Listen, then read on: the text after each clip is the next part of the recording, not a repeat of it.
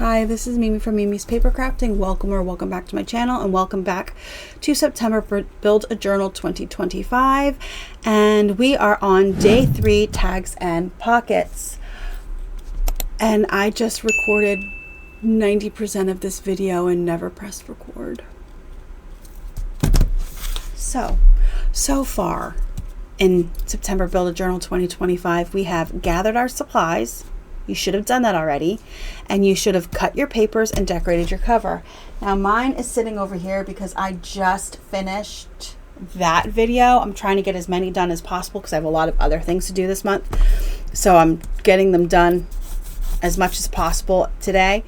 But here is my cover. I did have to Mod Podge it. So here's what I decorated with. You saw that in the last video, and it's just sitting over here drying. It's drying. So today we're doing tags and pockets. Also, I said this in the last video, do not put them in your journal yet. We're not putting them in our journal until September 27th. That is when we're filling our journal. So everything we do today, you're going to cut and you're just going to put aside. Just going to put them to the side. Also, so we'll get started here. So I am using this printable that I got from Junk Drawer Digitals, okay, on Etsy. The colors fit with my cover. It came with ephemera and pockets and tags and journal spots and all kinds of stuff it came with. So we're going to put that aside because, like I said, I had already been filming a video that I never pressed play on. I pressed play. I pressed start. Okay. I know I did. But here we go. I've already cut out these envelopes that came with the kit because I was filming a video, going along my merry way. So these are all the pockets and everything that came with the kit. It came with 8 pockets, and I will use all of them. And I said in the video I was originally recording that I didn't record. Oh, there's another one. Hold on. So there's 9. To make at least 5 pockets. Everything you make, you should at least make 5 of. That's my opinion. You can make way more. You can have a pocket on every page. So you can make way more pockets, but I suggest at least 5 pockets. So I have 9 there. Also, you can use like those plastic pockets from Target. These ones here. You can use these ones here. I have some of these in my stash. These are pre-made. I think they come from Hobby Lobby. I got them in a Happy Mail a long time ago, but you can use those kind of pockets. You can use these as pockets, these little mini lunch bags. You do not have to use paper like this as pockets. You can get creative. Now these came with my kit because they came with my kit. I'm using them. You can also make them without gussets. You can make them with gussets. You can use plain paper, printed paper, whatever you want. You make your pockets however you like to make pockets. All right, and then we're going to talk about tags. I already have a bunch cut out here because, but while I'm talking about tags, I will finish cutting these out. So when it comes to your tags, like I said so many times, I have this digital. If I did not have this digital, how I would make tags, I do have tag dies. So I would use, I particularly right now am dyed out. Okay, I just finished cutting out all my pages with that die that I was using for the pages. So I'm kind of like, I don't want to do dies. But you do you. If you want to use dies, you go ahead and use dies. You can have fun shaped tags, anything you want. You can also, like I usually do, is use this punch, or We Are Makers has a angled corner punch. We Are Makers has a tag punch board. You make your tags however you want to make your tags. Since I am using plain paper as my journal pages, I would definitely make sure that I use printed paper for my tags. Also, I would make sure you have at least 5 tags. I personally want a tag for at least every pocket. So since I have 9 pockets, I would want at least 9 tags. You make as many tags as you want, and you make them how you want them. You can also make sure that you punch your holes in your tags. See, like this has a cutout for a hole. I'll have to punch these then. You want to make sure you cut those out, and you can add trims to your...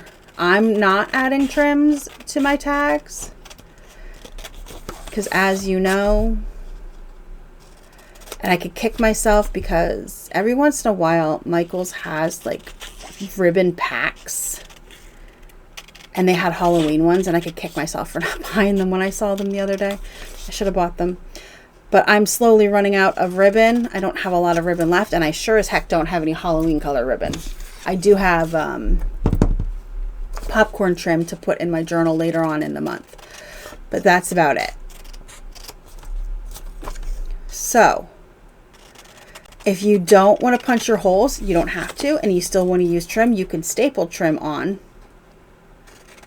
I will show you in a second. So you can staple trim pieces on the tops instead of punching out a hole for your tags, and do it that way instead of running the ribbon and stuff through the holes. I would use, for mine, I usually use baker's twine or ribbon or jute is my preferred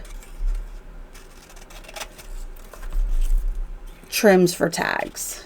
Eyelash trim would be really cute. I don't have any. I could kick myself. You know how much eyelash yarn I used to have before I started paper crafting? I kick myself for getting rid of all of it. Now I wish I had some.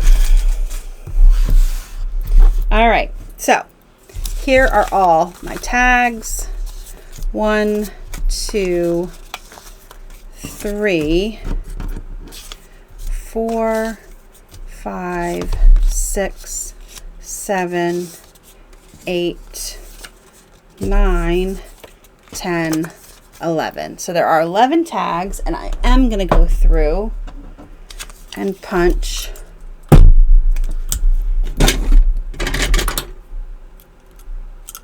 out the holes.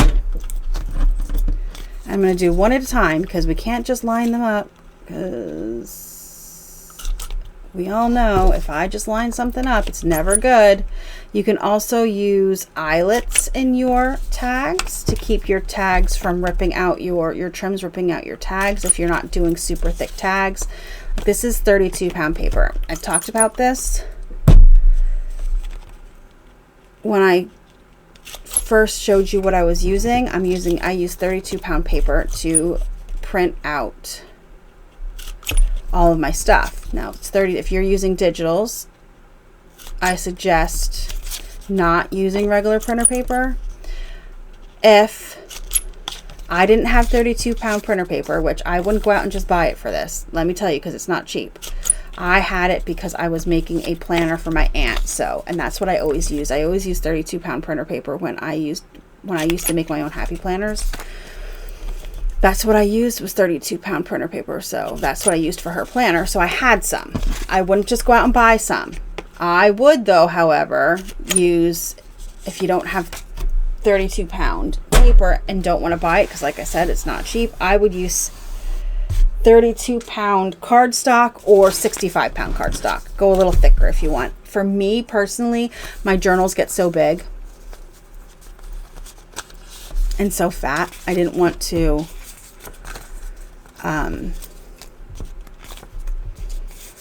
add any more bulk. I didn't want to add any more unnecessary bulk. That's a fact right there. So here are all my tags. Here are all my pockets. Those are all ready to go. I'm going to put those aside, and they're going to go in towards the end of the month. So I'm going to put these off to the side up there and be done with it. So let's see. Our next time we are together for Build a Journal, we are doing paper clips and journal spots. All right, that is the next time we're together. And once again, I would do 5 of each at least. All right, just to prepare yourself. Make sure you have everything you need. Make sure you have paper clips or bulldog clips, something like that. You can make, okay, so make sure you have your supplies, which you should already have because we gathered our supplies. Thank you so much for joining me today. I hope you enjoyed this video. Please hit the like button, subscribe if you're not already subscribed, share me with a crafty friend who has no idea who I am. I would greatly appreciate that, and I will see you guys in the next crafty video. Have a great rest of your day.